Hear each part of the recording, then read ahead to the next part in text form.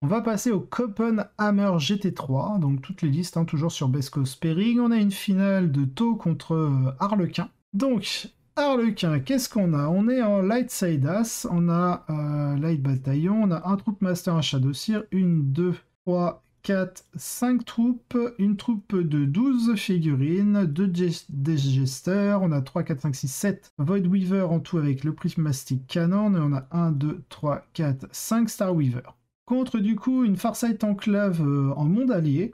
Donc on a Crisis Bodyguard avec les Airbursting, on a un Commandant Enforcer pour le Super OP, un Éthéré avec le Sense of Stone, l'Exemplar of the Coyon pour le redéploiement, le Wisdom of the Guide.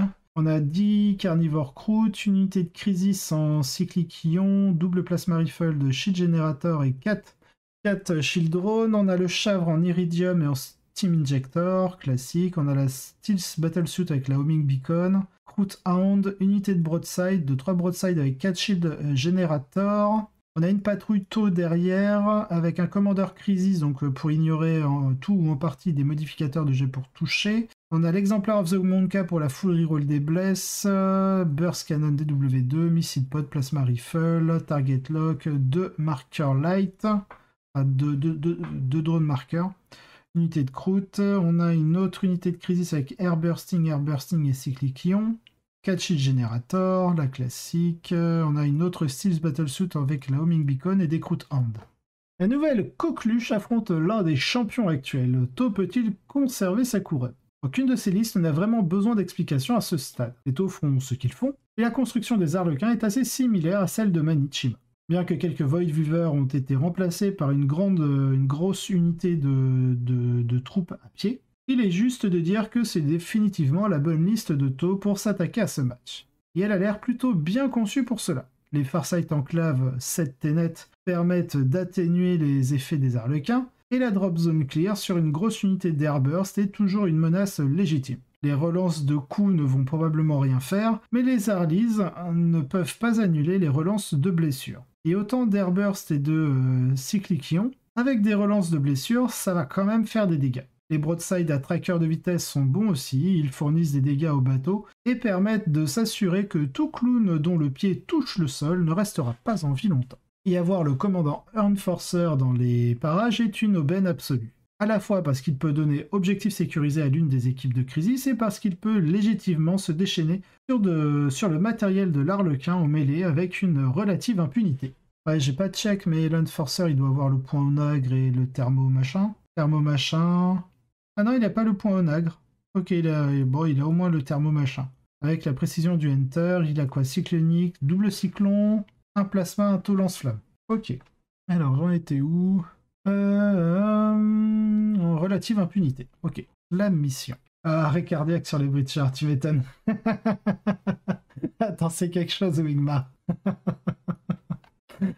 La mission est aussi une sorte d'aide pour les Tau, je pense. Ne pas être capable de déployer des combinaisons furtives en éclaireur est une légère douleur, mais les Harlequins n'ont pas de Skyweaver pour charger au premier tour pour vraiment l'exploiter. Et une fois que la bataille est engagée, la mission fonctionne principalement en faveur des Tau.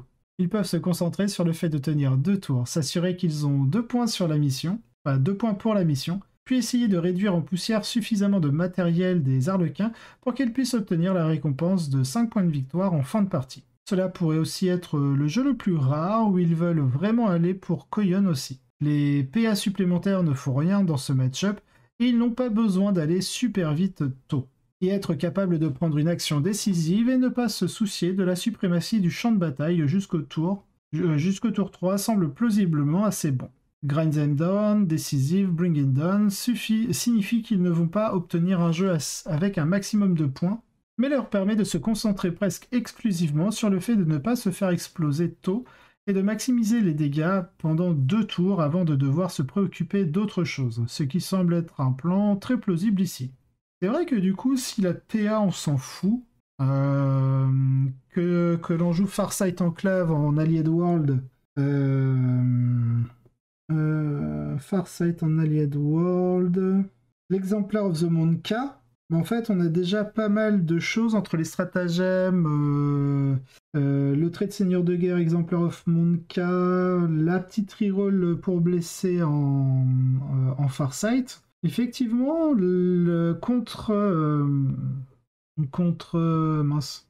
l'Arlequin, si on n'a pas vraiment d'avantage à chercher l'amélioration de la pénétration d'armure à cause de leur invulnérable 4+, tout simplement, hein, parce que tout est sous un vu 4+, c'est vrai que du coup dans ce match-up, la tactique philosophique du Koyon, pour avoir des touches supplémentaires à partir du tour 3, est plus intéressante que le monde K. Donc tu vois, Wingmar, on pourrait peut-être, petit spoil, hein, on pourrait peut-être, tu vois, ça pourrait être intéressant de montrer un Koyon, du coup, en expliquant que effectivement contre, bon là tu t'affrontes pas de l'Arlequin, mais que tu veux essayer le Koyon pour voir un peu ce que ça peut donner dans certains match-ups. Et du coup, bah forcément, prendre en compte l'Arlequin en se disant que le Koyon est plus intéressant, bah quelque part en fait en termes de, comment dire, de construction de liste, bah, ça peut permettre certaines orientations. Là, c'est un point qu'aborde Goodhammer qui est très très très intéressant, effectivement.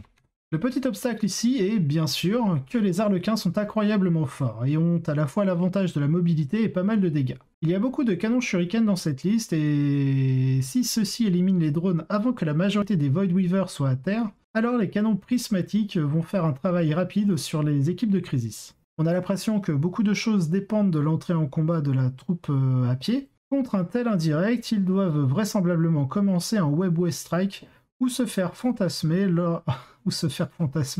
hors du plateau si les Arlequins passent en second. J'adore cette traduction littérale. Se faire fantasmer. Fantasmer, c'est en gros un strata qui les permet de se mettre en réserve stratégique, il me semble. Un truc comme ça.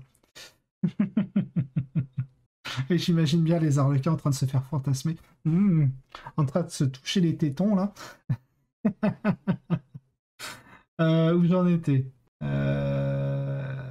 Mince, j'ai perdu mon truc. Hors du plateau si les Arlequins passent en second.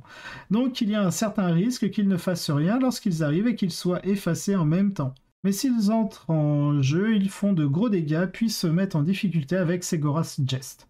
Il semble que la mission précise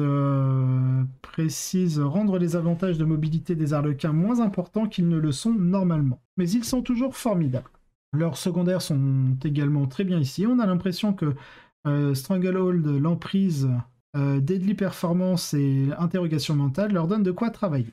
Oh, le match 79-77, il était serré. Hein. Oh, serré du cul. Le résultat est donc très serré. Et si vous m'aviez coincé, j'aurais probablement choisi les Arlequins de justesse. J'ai l'impression qu'il y a un peu trop de cas d'échec pour les taux, alors que leur meilleur plan implique probablement de céder le contrôle d'une grande partie de la table pendant une bonne partie de la partie. Cependant, le grand bien a tenu, donc le grand bien c'est le bien suprême, a tenu bon cette fois-ci face aux nouveaux venus. Et les taux ont remporté une victoire incroyablement serrée. C'est vrai que 79-77, c'est juste une notion de point de victoire. Hein. 2 points, c'est que dalle. Mais ça montre que le taux peut tenir la dragée haute à l'Arlequin avec une certaine construction et une polyvalence sur la tactique philosophique. Elle est sympa, j'aime beaucoup le schéma. Le schéma il est assez simple, une espèce de gris clair et un jaune orangé avec beaucoup de lining. Franchement ça passe crème. Surtout parce qu'il est extrêmement bien réglé pour la vague d'Arlequin qui arrive, comme il l'a prouvé en finale. Félicitations à Dusty. Franchement, ouais, ça devait être une sacrée partie à suivre. En deuxième, donc, on a un Azuriani. Ultoué avec quelques unités de mêlée puissantes de type Warrior, 2 serpents lanceurs, une batterie de canons et un Crimson Hunter pour finir une puissance de tir formidable. Puis l'avatar de Kain pour ancrer le plateau. Ah, la liste joue un avatar de Kain. L'avatar semble assez fort dans beaucoup de constructions, mais a du mal avec la To. Et cela semble avoir été le cas lors du dernier tour ici. Il a dû affronter To et c'est pour ça qu'il est deuxième. Ensuite, on a un Arlequin, donc on a vu. On a Henrik, et il a presque le même prénom que moi. Vous mettez un D entre le N et le R, et vous avez mon prénom. Henrik Davidson, To, Enclave Farsight, monde allié avec beaucoup de crisis. On a un autre Arlequin avec le Lightside As, 2 grosses unités à pied. Beaucoup de Void Weaver, Star Weaver et de personnages. On a un orc en freebooter spin mob avec beaucoup de Defcopta et quelques avions. On a un Adeptus Custodes en Empereur Chosen avec des motos et des Sagittarum. Et on a un joueur To, toujours en Farsight Enclave avec beaucoup de Crisis et un couple, donc 2 unités de Breacher en Devilfish.